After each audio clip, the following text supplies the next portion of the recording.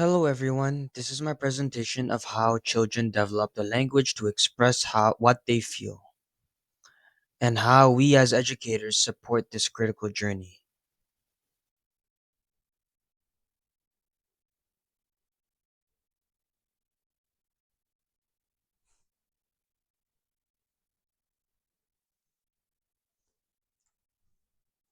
For a question for everyone to discuss, think back on experiences with young children. What's one emotional challenge you've witnessed?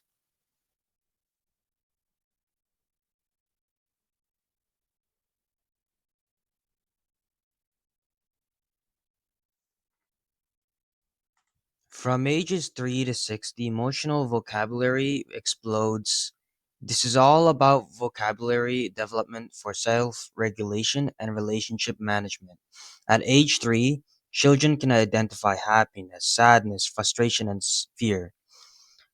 It's important for children to understand their emotions. A child who is sad but does not know they are sad will just cry. Still, learning to correlate words with internalized feelings. From ages 4 to 5, the growth spurt, additional emotions are developed, such as frustration, excitement, disappointment, and pride. Understanding the context of having two emotions simultaneously. For example, a child can be excited for their birthday, but at the same time could be depressed at their friend not making it. And at age 6, complexity emerges. Complex emotions such as embarrassment, guilt, and jealous are developed and can also articulate why they feel this way. Why does this matter? The more emotional vocabulary children have, the better. Their self regulation skills and peer relationships, the easier it is for children to call out what they are feeling, the easier it is for them to manage those feelings. Think about you. It's easier to deal with things when you say, I'm overwhelmed, opposed to, I feel bad.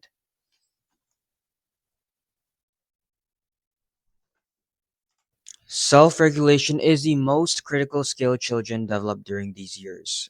But here's what we need to understand first: self regulation is not compliance. Compliance follows adult directions, while self regulation manages your own emotions and behaviors. I want children who can self regulate, not just comply. And here how it develops. From ages 3 to 4, they emerge self regulation. Simple strategies with heavy adult support can wait 2 to 5 minutes with reminders, still very much in the moment. For example, a child could be upset that it's not their turn. You guide that child to a calm corner, sit down with them, and help them take three deep breaths together. From ages 4 to 5, growing independence, they can have self talk, can identify escalating emotions, and remove themselves, begins to plan ahead. And an example could be you overhear a child quietly saying to themselves that it's going to be okay and they can share, is another child picking up a toy they wanted.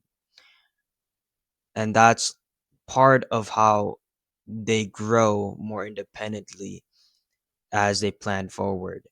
From ages 5 to 6, more sophisticated regulation. They can use multiple strategies that are flexible, can delay gratification for longer periods, anticipate emotional challenges. A critical point at age 6, the prefrontal cortex, responsible for impulse controls and emotional regulation, is still dramatically underdeveloped. These children are doing their best with still developing brains. When they lose it, it's not defiance, it's neurodevelopment.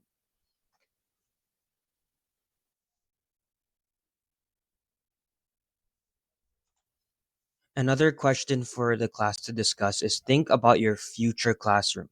How might you support a 4-year-old who is just starting to use self talk versus a 6-year-old who can plan ahead? What will look different?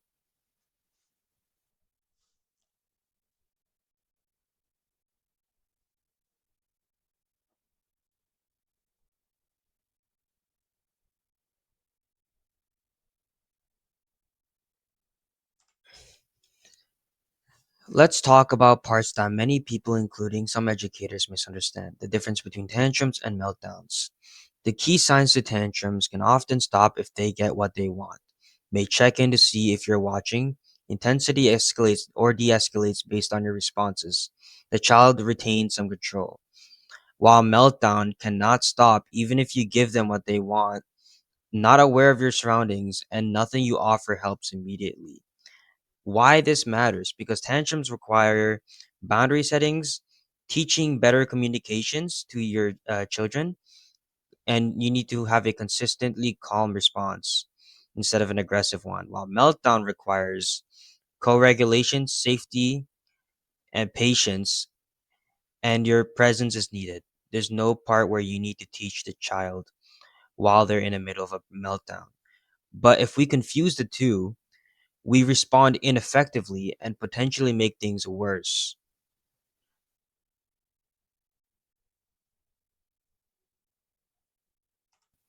This brings us to co-regulation, which is absolutely foundational during ages 3 to 6. Children cannot self-regulate in isolation. They learn to manage their emotions through relationships with calm, responsive adults. We have to co-regulate with them before they can self-regulate on their own. What is co-regulation? It is the warm, responsive interaction between adult and child that supports the development of self-regulation. Think of it as lending your own calm nerve systems to a child whose nervous system is still learning. Your regulation becomes their regulation, which eventually becomes internalized. The four components of co-regulations are presence, validation, co-creation of strategies, and patience. Your presence, you get down at the child's level, offer your calm physical presence. Your body language represents that you're not scared of your own feelings. Validation could be name and acceptance with the emotion without any judgment, unconditionally loving them. You're not agreeing with their behavior, you're acknowledging their feelings. For example, you don't say you're fine, it's not a big deal, or stop crying, there's nothing to be upset about to a child. And co creation of strategies could be problem solving together. You don't dictate solutions, build toolbox collaboratively. And patience, children needs time to move through their emotional experience. Don't rush to fix the feeling. Emotions have a natural arc. They are uncontrollable, but you can regulate them. So for example, you don't say to a child, "Okay, you're done now. Let's move on." And this matters because children who experience consistent co-regulation develop stronger self-regulation skills. They internalize the caregiver's calm responses and eventually use them independently. This is how self regulation develops. It's not taught through worksheets or posters, it's taught through relationships.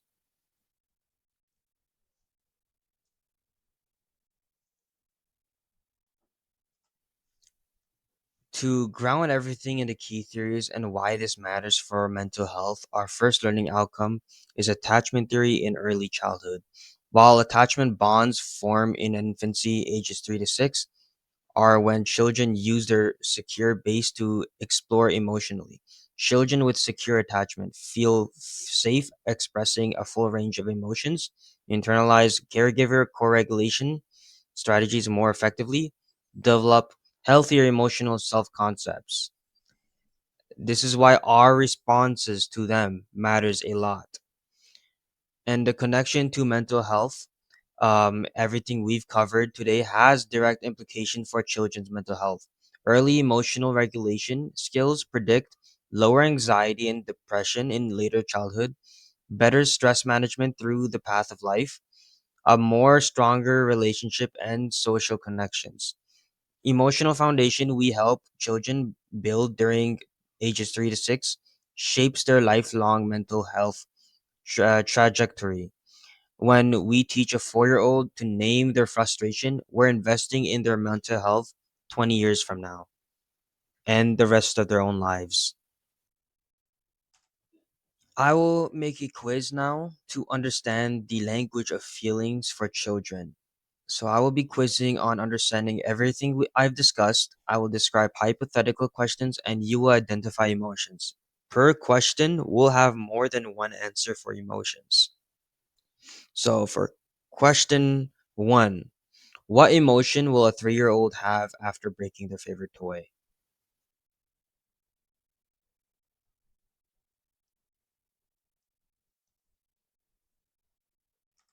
The answer is sadness. A 5-year-old wants to play with blocks, but another child is using them, and they have to wait. What emotion is that 5-year-old expressing in that moment? They're expressing frustration, disappointment, and impatience. A 6-year-old is starting kindergarten. They're leaving their preschool friends but meeting new ones. What emotion is that 6-year-old expressing? A 6-year-old can vary from feeling excited, nervous, happy, and sad. We've explored the internal emotional world for 3 to 6-year-olds, how they learn to name what they feel, how they develop strategies to manage those feelings, how they build their emotional identity, and how we support them through co regulation. I'm going to explore how children navigate the external social world, their friendships, play, conflicts with peers, and how they see themselves in relation to others. Play is for social development in early childhood, but not all play is the same. Between ages 3 and 6, there's a dramatic progression in how children play together. From ages 3, there's parallel play. And why parallel play matters is because it's developmentally appropriate. They're learning to be comfortable in social spaces before true collaboration. And ages 4 to 5, basically, it's a key development and it's where language becomes more central to play. Ages 5 to 6 is cooperative play, which increasingly is common for children in a social aspect.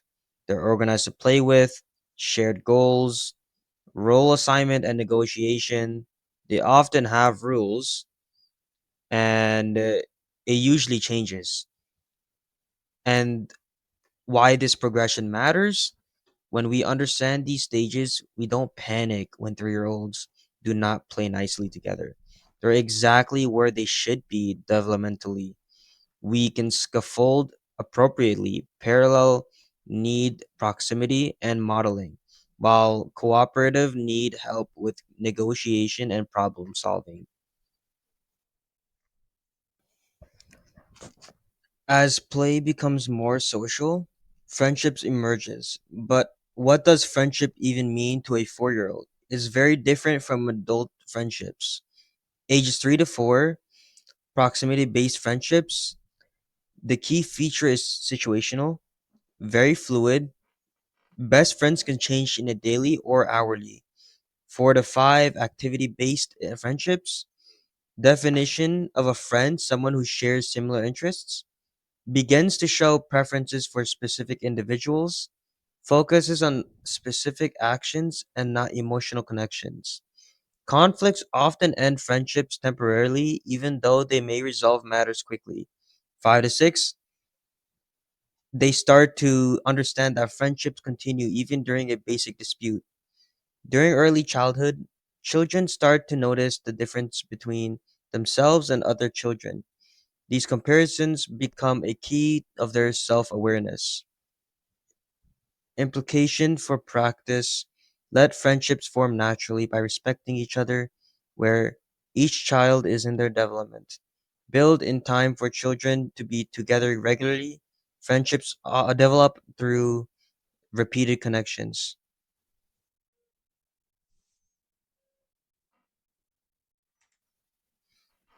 One of the most important social skills developing during these years is pro-social behavior, actions that benefit others.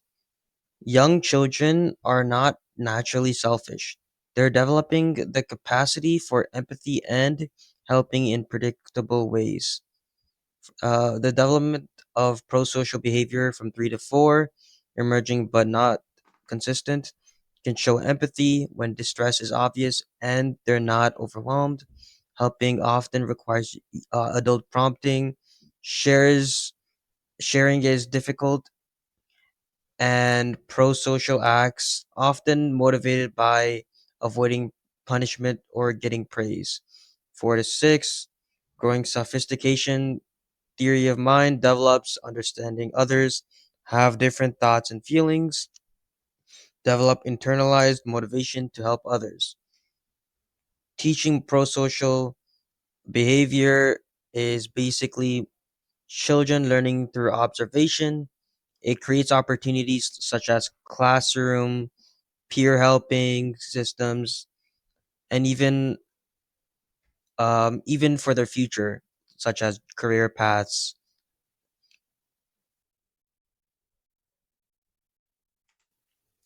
If you work with children, you know conflict is constant. Conflict is learning opportunity. This is where children practice negotiation, perspective taking, and problem solving. Ages 3 to 4, physical and possessive conflicts, common conflicts such as object struggles, them struggling over toys, common responses from children, grabbing, hitting, crying for adult help. Resolution usually is when an adult intervenes or one of the child gives up. Ages 4 to 5, more verbal, still need support. Common conflicts is taking turns, role disputes during play, rule disagreements, emerging strategies, verbal protests, telling the teacher simple compromises with scaffolding. An example could be two children both wanting to be the doctor. They argue back and forth until an adult suggests they can have two doctors. 5 to 6, growing independence can sometimes resolve conflicts without adults, begins to use negotiation, compromise, simple problem solving, moral development, moves from adult authority to peer negotiation, effective conflict resolution strategies, staying calm and support children manage their emotions, value each child's perspective, guide solutions while you let children lead when it's possible. What you don't do it to a child is avoid forcing apologies on children without guiding them to have genuine comprehension. Children are still developing empathy and may not yet grasp why their actions damages another individual. Forced apologies could make them miss opportunities for them to learn remorse and self-improvement. Refrain from automatically removing disputed objects. Children require opportunities to practice negotiation skills rather than having conflicts externally resolved. Do not assign blame or label individual children as aggressors. Conflict is a dyadic learning opportunity where both parties are developing social competences.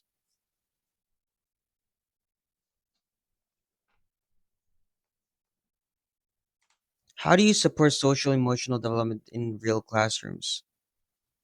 Well, there are other ways in environmental support, such as structured play areas. When setting up several activity centers around the classroom, children naturally spread out to different areas instead of crowding around one popular spot. Providing enough materials means children can focus on playing and learning together rather than constantly negotiating who gets what. Predictable routines. When children know what to expect each day, their anxiety decreases and they can direct their energy towards building relationships and practicing social skills. Starting each day with a morning meeting creates a sense of community and gives children a consistent opportunity to will connect with their peers. Following the same steps to resolve conflicts guides children to internalize problem solving strategies they can use independently in the future. Peer interaction strategies thoughtfully assemble children by mixing different play styles and personalities, creating opportunities for them to learn from one another. Pairing newcomers and welcoming buddies help new students feel included and gives established students a chance to practice empathy and leadership. Design activities that needs collaboration teaches children that they can accomplish more together than alone. Social skills teaching, directly teaching social skills, for example, reading or math, ensures all children have access to these essential competencies. Practicing social scenarios through role playing allows children to rehearse responses in a safe environment before going through a real situation. Reading books and facilitating discussion about friendship, emotions, and conflicts, helping children build vocabulary for their feelings and learn that everyone experiences social challenges. Red flags versus typical development. The typical development is 3-year-olds playing alongside others without directly interacting. This is parallel play, and it's how young children learn by watching and being near peers. 4-year-olds having frequent conflicts over toys. They're learning to share and take turns, and these disagreements are a normal part of developing those skills. Children who prefer playing with familiar peers, building comfort and trust takes time, and gravitating toward known friends is developmentally appropriate. Occasional aggression when a child feels frustrated or overwhelmed. Young children are developing the language and self control needed to express big feelings appropriately. Potential red flags are 5-year-olds who consistently shows no interest in other children. This means not watching them, not wanting to be near them, or showing no curiosity about peers at all. A child who exclusively engages in solitary play even when peers invite interaction. They constantly turn away or ignore invitations to play, even with gentle encouragement.